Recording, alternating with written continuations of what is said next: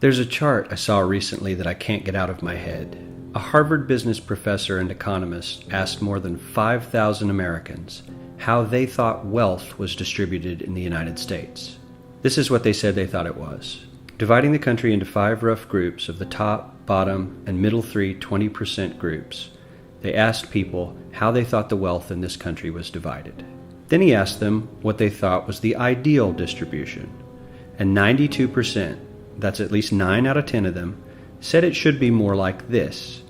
In other words, more equitable than they think it is. Now that fact is telling, admittedly, the notion that most Americans know that the system is already skewed unfairly.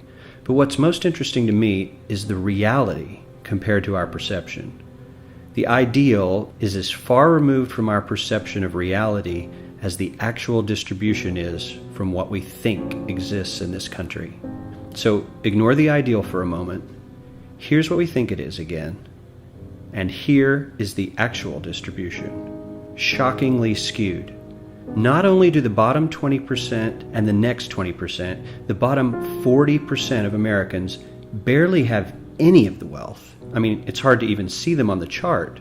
But the top 1% has more of the country's wealth than 9 out of 10 Americans believe the entire top 20% should have. Mind-blowing. But let's look at it another way, because I find this chart kind of difficult to wrap my head around. Instead, let's reduce the 311 million Americans to just a representative 100 people. Make it simple. Here they are: teachers, coaches, firefighters, construction workers, engineers, doctors, lawyers, some investment bankers, a CEO, maybe a celebrity or two. Now let's line them up according to their wealth. Poorest people on the left, wealthiest on the right, just a steady row of folks based on their net worth. We'll color code them like we did before based on which 20% quintile they fall into. Now let's reduce the total wealth of the United States, which was roughly $54 trillion in 2009, to this symbolic pile of cash. And let's distribute it among our 100 Americans. Well, here's socialism, all the wealth of the country distributed equally.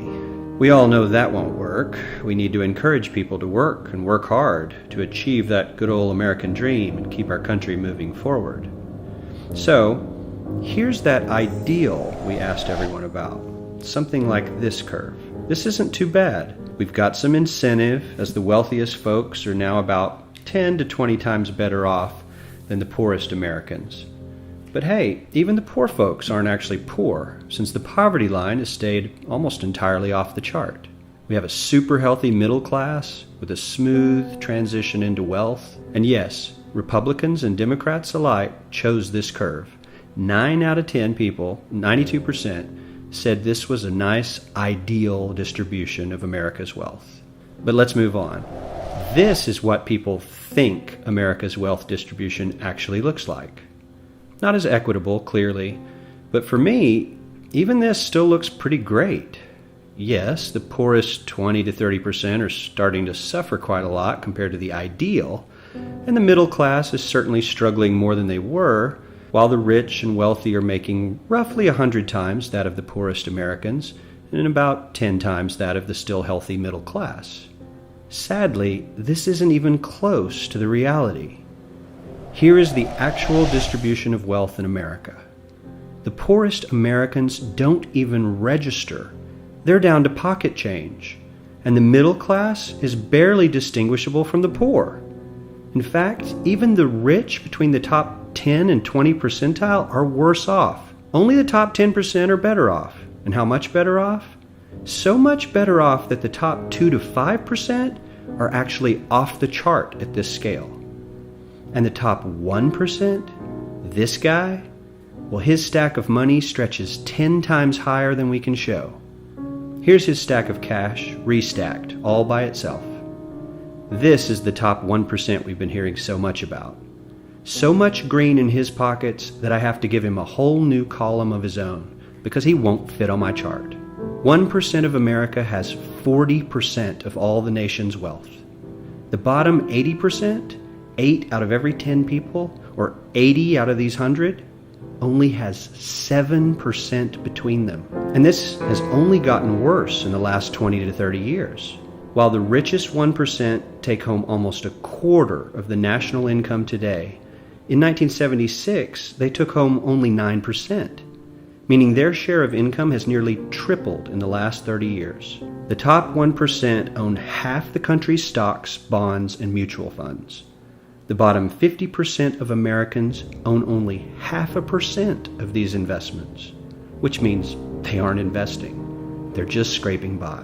I'm sure many of these wealthy people have worked very hard for their money, but do you really believe that the CEO is working 380 times harder than his average employee? Not his lowest paid employee, not the janitor, but the average earner in his company. The average worker needs to work more than a month to earn what the CEO makes in 1 hour. We certainly don't have to go all the way to socialism to find something that is fair for hardworking Americans. We don't even have to achieve what most of us consider might be ideal. All we need to do is wake up and realize that the reality in this country is not at all what we think it is.